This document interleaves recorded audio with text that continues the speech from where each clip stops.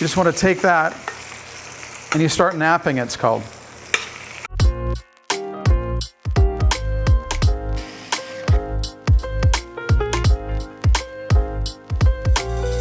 Well, it is my pleasure indeed to welcome my very, very good friend. And I hate to say it old friend, but we are really good old friends from a long, long time ago, and we still are good friends, Rob Feenie. I don't think he really needs an intro. He is going to sort of demystify what it is to sous vide.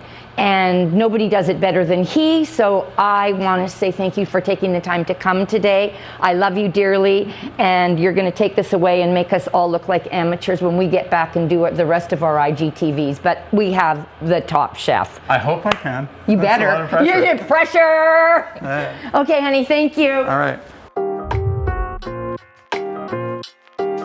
I just want to introduce you quickly to sous vide cooking. So sous vide cooking has been around for centuries, as a matter of fact, and it was something that was used, at least in my repertoire, in my cuisine, back in the early 90s when I was in France to cook, but it was done very differently now. So the actual name sous vide means to be packed in a sous vide package, and for example this, right, where you take the air out and you put it in. So that's the sous vide in terms of how it's technically known, but I guess the last 10, 15 years it's actually known as a process in terms of how we cook.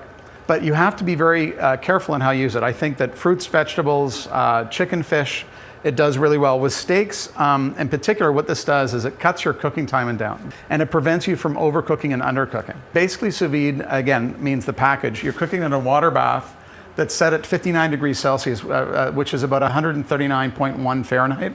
And that takes the meat to approximately medium rare. It's very difficult to have the meat cooked sous vide rare, so you have to be aware of that. But what it does is it's consistent every time. And 45 minutes at 59 degrees Celsius will actually keep your meat exactly at the medium rare state. And it won't cook it anymore. The greatest thing about sous vide cooking is that when you set the temperature, like we have here at 59, it stays the same temperature the entire time. So when you're doing this at home, if you have this unit at home, you simply cook it for 45 minutes at 59, put it in an ice bath, if you will, right? And then just cool it down, and then you can keep it till the very next day. And then what you want to do then is you can just reset it again to 59, just put it in the bath, warm it up for about 5-10 minutes. Again, it's not going to overcook. And then you're going to do what I do here now in terms of the finish. In this case, we've got, like I said, an 18-ounce striploin. You just take the meat, you put it in your sous vide package, and then you want flavorings. You can season it if you want. I prefer not to. I prefer like right on top of the meat. I prefer to put it inside the package. So I'm just gonna take a little bit of fleur de sel, and then I'm gonna take some thyme sprigs. Okay, I'm gonna take a little bit of garlic, again for flavoring, 1 whole clove. And then I'm gonna take the rind of a lemon. We're gonna put this in the package. So I love butter, so we're gonna put 2 things inside the package here. We're gonna put butter, and I also put just a little bit of olive oil just to help it as well. And you're gonna see in the finish, in a minute, how this helps out, okay? So this can be done, if you wanted to, it can be done a day ahead of time. We want the air out, so just push the air out. I'm gonna finish the meat first before I show you the garnishes. I was gonna show you how simple it is. After you've put the package together with the ingredients that I talked about, now that it's cooked for 45 minutes in the sous vide in the water bath, we're gonna take this out, okay, because it's basically ready to go now. I'm gonna take this and put this on a cooling tray, but the difference is, that's the lemon, the thyme, and the butter and olive oil are already there. And then I'm just gonna quickly sear it off. I'm gonna take that garlic, the lemon, and let that sit for a bit. Now, a little bit of olive oil in the pan. So this is basically a piece of meat now that's 139.1 degrees Fahrenheit. So it's about in that medium rare stage, right?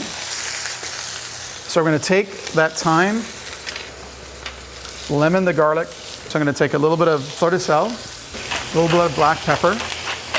So all you're really doing now, because it's already cooked, is you're just kind of giving that sear, and then we're gonna finish it with some flavor. Okay, again, I'm just gonna turn the steak while we're waiting here. What I wanna do is I wanna add a bit more flavor. So I'm gonna take more of what I had initially. So I'm gonna take a little bit more thyme. I'm gonna take a little bit more of the lemon we had. We're gonna put that in. And then a couple things here for flavoring. We're gonna take a little bit of butter, just a little bit, it's only like half a tablespoon. We're gonna put that off to the side. All these juices that it cooked in, we're gonna put it back in the pan. And it's like almost like when you're basting, when you're doing something in the stove. So what you do is when the liquid gets down to the bottom here, you just wanna take that and you start napping, it's called. And we're just gonna do this for the next little while. And then your steak's pretty much done, and then we're gonna let it rest like you would for a normal steak. So if you're doing this on the barbecue, you're thinking, well, how can I do this? What you can do is finish it on the barbecue if you want that sear. The butter and all the liquid in a separate pan with the thyme, basically foam it up, and then when you rest the steak, you can put it on the top. And then I'm gonna take this juice now that's in there, we're gonna pour that on top, and we're gonna baste that with some of that liquid. That's just gonna make it, I think, that much more better. So the steak now should be pretty much done. And then we're just gonna pour all this wonderful juice on top and let it sit and let it rest. And this needs to rest the same way you would rest a steak when it comes out of the oven. I'm gonna let the steak rest for about 5 or 10 minutes. One of the things I'm gonna do with this is I'm gonna do a salsa verde, which I think is really nice, which is basically a green sauce. For mine, I like very simple flavors. So I'm gonna take a little bit of cilantro, some Italian parsley, a little bit of sage, minor bit of sage because it's very strong, basil, so equal amounts of cilantro, flat leaf parsley, and basil, and then a little bit of dill. I'm gonna take just a bit of olive oil to start it off. We have capers. I'm gonna put some capers in there. I'm gonna take something for me that I really like the flavor of, and that's cumin. And then for me, really important things in the flavoring here is garlic, and plenty of it, depending on how much you want. This is just 1 clove. I like anchovies because they bring a bit of umami to the flavor, as well as salt component. And then I'm gonna take all the herbs and put this in. You can do this by hand too, by the way. You can actually do this in a mortar and pestle. So it all depends on how fine you want it. A little bit of lemon juice as well in there. And then I'm gonna take a little bit of pepper. I like to use white balsamic or aged white balsamic because it gives it a bit of sweetness. So I'm gonna put that on the top. We're just gonna quickly chop this up and grind it.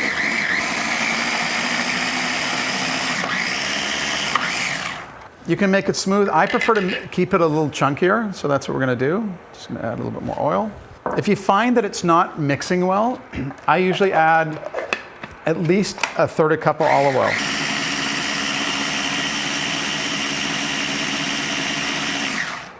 And then while we're waiting the steak to cool, the garnish for me, very simply, this is something I learned in France, and I think it's a great combination, is peas. So I'm just gonna do a little bit of fresh local peas, some pearl onions, and basically you just wanna reheat them. I blanched these ahead of time, so the pearl onions and the peas have been blanched. Normally in Europe, they overcook these, which I really like, but if you wanna undercook them, that's up to you. And then normally they add a little bit of lettuce at the end, like either butter lettuce or some kind of green leaf lettuce. And it has a great flavor. Just add a bit of salt. And then I've got just on the side, just some green lettuce. Now, because we have so many flavors going on, the salsa verde, I'm just gonna take just a bit of olive oil, and I'm gonna keep this simple. A little fleur de sel, a little black pepper, a little bit more of the lemon juice. Okay, so we're gonna use the peas on the bottom.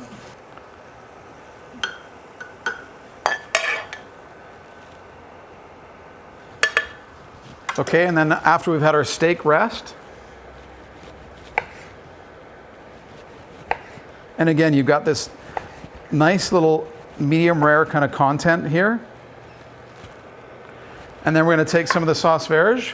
We're gonna spoon that on top.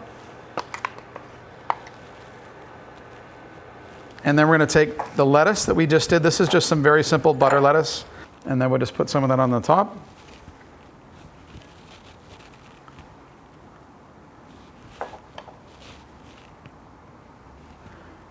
And then if you wanted to, you could put a bit more the salsa verde around the outside, which I might do, just because I like it. I know it might seem like a lot, but it's always good to have a bit more. And then just to help out, because I just want to, I'm just gonna put a little bit of olive oil around the outside.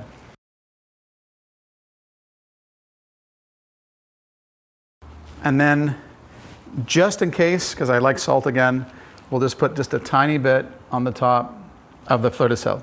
There you go, little sous vide steak, cooked, and again, simple at home. Little salsa verde, a little bit of green leaf salad, little peas and pearl onions, and you're good to go.